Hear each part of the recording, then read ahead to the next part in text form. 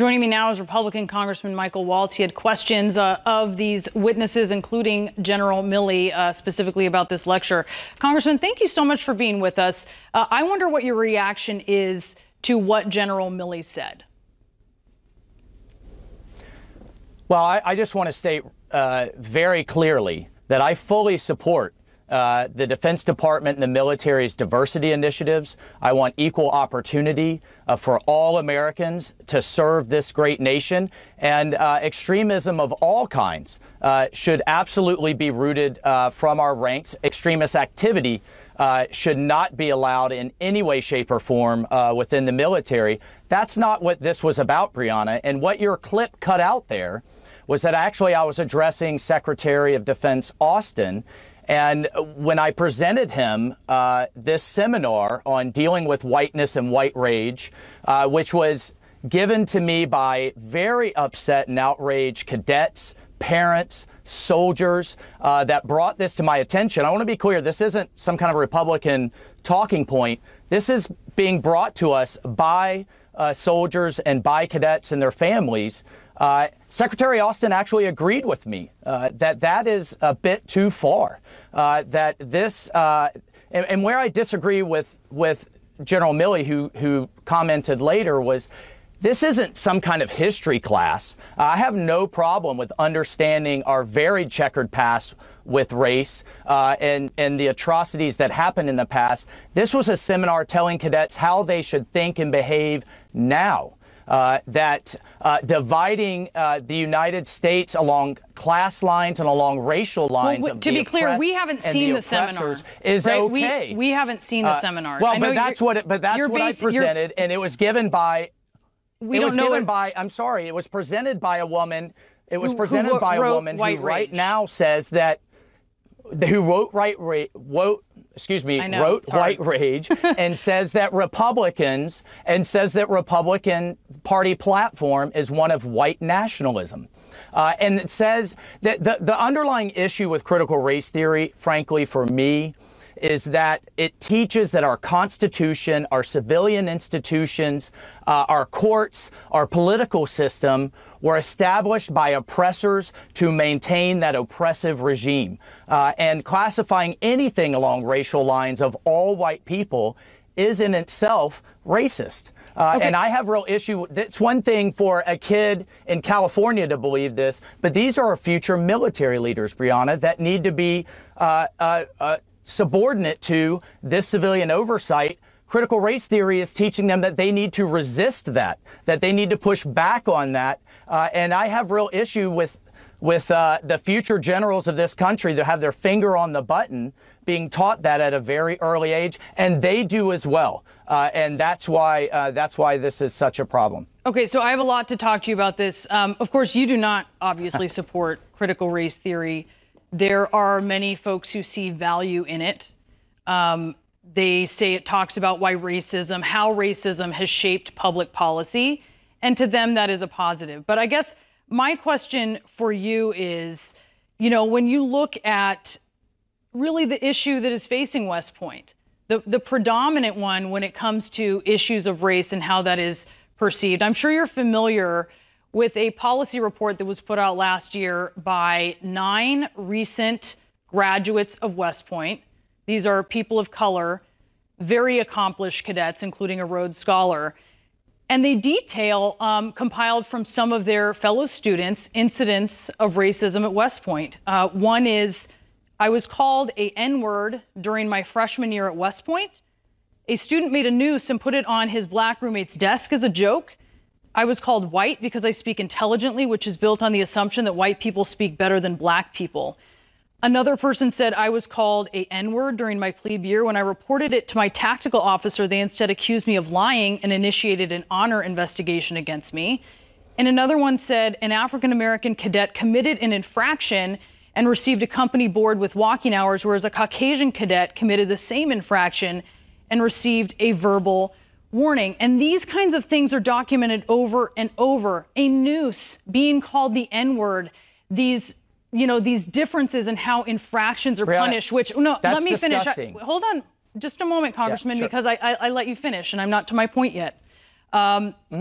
But, you know, you see these things, and these black students, I think what people don't realize, when they go to West Point, they will take their morning jog down Robert E. Lee Road. They will walk past Lee Gate, and they will probably at some point live in Lee Barracks at West Point.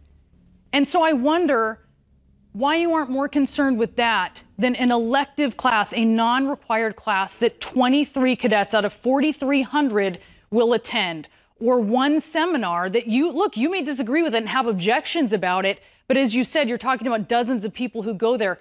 Why aren't you focused on the more pervasive problem that does assault unit cohesion? Absolutely. I think that should be rooted out at every level. As I stated at the beginning, the military has no place for racism, no place for extremism. My actual point, and you're reinforcing my point, the military that I came into and that I believe it absolutely should be is one where you're taught you bleed green. The only skin color you're worried about is camouflage. I can tell you firsthand, when you're in that foxhole, nobody cares about black, white, or brown. They certainly don't care about political party. The enemy's bullets absolutely don't care. All they care about is that you're American. But we're not talking about what the Taliban says. We're talking about internally what matters. We're talking about internally how cadets and the military relate to each other. Oh, absolutely. And I'm giving you examples of how they don't, which seems more pervasive than any teaching of critical race theory that you're talking about. And I think that needs to be dealt with, rooted out, and is unacceptable. But what I also think is unacceptable is when you have someone like Dr. Ibrahim Kendi's book on the Chief of Naval Operations suggested reading list that says dealing with racism, the only way to deal with it is to be an anti-racist, and classifies, all white people a certain way. That's also unacceptable. So it's not, we are all in agreement that extremism and racism has no place in the military. But, where I think we differ is that we need to have a merit-based mission focus. This is about standards, not about gender or race or any other socioeconomic background. It is about having the best of the best for our military to win our nation's wars. And that should be the focus of West Point, teaching our future leaders. And what should not be, I don't think should be inculcated in them, is that our Constitution was built to maintain white oppression. And that's the problem. The difference I have with General Milley is this isn't studying history or something years ago. It is. These teachings are saying that our court system, our court system today, our political system today is systemically racist. You asked for information this is an issue going forward. You asked for information from the general who is the superintendent of West Point. He told you about the class. It's not a whole class on CRT. It's a couple lessons where they explain what it is. He told you what the reading was. Did you read the book? Did you look at it? Critical Race Theory and Introduction. Did you? I did order it, Critical Race Theory and Introduction. I've ordered it from Amazon, and that's the problem. Okay, no, it's not. Well, I've read it. I've read it, sir. I've read it, sir. It's academic. It's very dry. It is an explainer in a class in systemic racism. But I want to ask you, because you did, I want to talk about this letter. You sent this letter. You sent a letter to the superintendent, and one of your other concerns was about a gathering of the entire Corps of Cadets, which that's what the whole student body at West Point is called. And you said, quote, white police officers were described as murderers with no context or court documents provided to corroborate the anecdotes of police brutality. And the superintendent responded, at no point were police officers ever described as murderers. He said a cadet described how the trajectory of his family's life changed as a result of his father being beaten to death by police when he was 6 years old.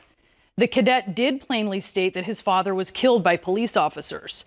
He closed his account by having one simple request to the crowd to listen to each other because everyone at West Point matters. And so I hear that you're getting complaints from, the families of cadets, but I wonder if, knowing what the superintendent said to you after that, if perhaps you reconsider that you have clearly a complaint coming in from someone who hears someone talk about their father dying in police custody, whatever the circumstances, and the takeaway is for them to be offended, for them to be offended about what is said when I mean, it sounds like it's pretty harmless with the way this cadet closed this, but why are they so fragile that this kid, this guy who's lost his dad, suddenly that becomes about the other cadet? Well, Brianna, you know, these issues were brought to me by a number of families and a number of parents. One of them was a family of law enforcement officers. They're saying that actually the response from the superintendent wasn't accurate, fully accurate portrayal. But and how the many other of part these of are the black letter families, also says, Congressman? The other part of the letter also says that we had a colonel talking to the entire Corps of Cadets about how, as a white colonel, she became woke to her white privilege. And again, I think that is, I think that's unacceptable. To start classifying people along completely racial lines. But this should be a colorblind military that is focused West on Point merit, isn't colorblind. that is focused on well defeating our documented. enemies. It's very clear that West Point is not colorblind. But it should be, and that's where we're actually in agreement. I guess there. My question is, it should be. You're yes, all Americans, and regardless, your head is shaved. You're given the same uniform, regardless of where your background was. You are now all focused on your mission and on defending this great nation, which is flawed and has been flawed. But we should all seek to improve it. And the mission of West Point is to defend our country against our adversaries abroad that they need to absolutely understand how to defeat. I just wonder if you've reconsidered some of the complaints that you are getting here when you are getting them from families that are looking at examples like this. And I'm wondering, I asked you, are these black families that are complaining to you? You know, for some of them, they are not, but actually some of the others, I don't know. I don't know their Wouldn't that be relevant? I mean, look, it's not lost on, I don't think I'm sure it's not lost on you. We're two white people. I'm not going to dismiss it. And listen, we are two white but I'm people not going to dismiss their complaints. This is what I'm asking. Sir, are two white people talking about. The role of a congressman is to ask these questions. Sure. Okay, but listen. And I was provided an answer. I know it's not lost on you that we are two white people talking about race. So I do think it's relevant, and I wonder why you wouldn't seek that out, considering those are very important stakeholders in this process, not just white cadets at West Point, but black cadets at West Point.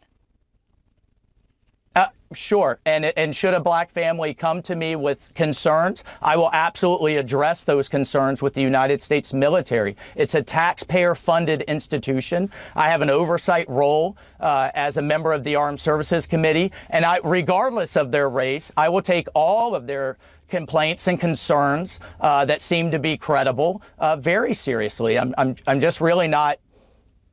That's just the case. I want to. It absolutely should be. I hear you object to this seminar that was offered, this talk that was offered about understanding whiteness and white rage, and you make this point, which I think is a good one, that you shouldn't be having military being told that they should oppose civilian institutions that should be overseeing them. But it's also we have to recognize that when you look at what happened on January 6th, military was overrepresented in that group. Those were not critical race theorists, going to the Capitol. Those were anti-government extremists. I want to look at some of the footage from that day.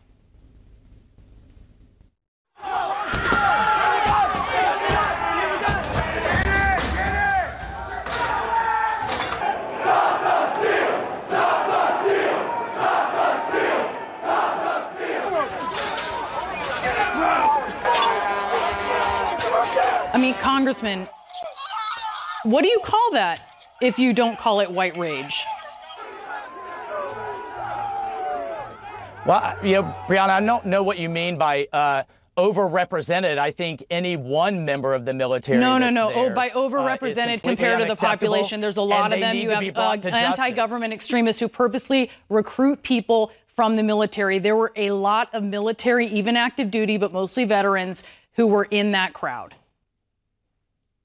I just think we need to be very careful about implying that the military had anything to do with that awful day. Those individuals need to be brought to justice. They are being brought to justice. I was there. It was a terrible day for the country. Period. Is that white rage? Look at the people in that crowd. I don't think. Sir, look at the people in that crowd. Yep. But my issue with that seminar and the person teaching it is that, she is teaching that white rage is a result of black advancement. Not 100 years ago, today. And, I find that offensive. I just sponsored a bill for minority serving institutions to have a better role in our STEM education. Of course, we want the advancement of all Americans, including those of color. But that's what's being taught at West Point. Again, not a history class, today. And I don't think white rage is a result of the advancement of black people. And I certainly don't think it should be taught to our future military leaders who should be colorblind, mission-focused, and merit-based. And that should be the focus of the United States military and the United States Military Academy. Look, you're a member of Congress. You served very honorably as a Green Beret, and I certainly understand, you can object to what is going on there. But I would just like to point out that we're talking about really dozens of students at a school of 4,300. This is a tiny group of people that are learning about this. That seminar. No, I'm sorry, Bree. Over 100 attended that seminar, according to that same letter. So I think that's a little bit of a misrepresentation. That is a significant member of the Corps of Cadets, and just one of them can be the next Chief of Staff of the Army. In the letter that has been taught to resist our institutions. I think they said there were 40, and that there were 100 personnel who went. Those are not people who are required to go, just to be clear. That was very clear in the letter that was a reply to you. And this is the disagreement you're going to have. Is this indoctrination, or is this people aware, being taught about something versus being indoctrinated into this? And I think I think that's really something that should be a discussion. But Congressman, thank you so much for coming on. Congressman Michael Waltz. And Brianna, thank you, and thank you for your family's service. I appreciate it. Thank you, sir.